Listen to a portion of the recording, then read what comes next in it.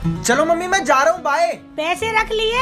हाँ। स्कूटी की चाबी? हाँ रख ली। लंच? हाँ मम्मी लंच भी रख लिया। किताबें? ऑफ कोर्स मम्मी, बुक तो रखूंगा ही ना। चलो मैं जा रहा हूँ, बाय। हाँ बाय बाय बाय बाय। अरे ये तो हेलमेट ही भूल गया, पुलिस वाले पकड़ेंगे तो चालान ही काट देंगे। लड़कियों से कटवाने तक तो ठीक था, लेकिन पुलिस से नहीं कटवाने दूंगी। अब मुझे ही कुछ करना होगा।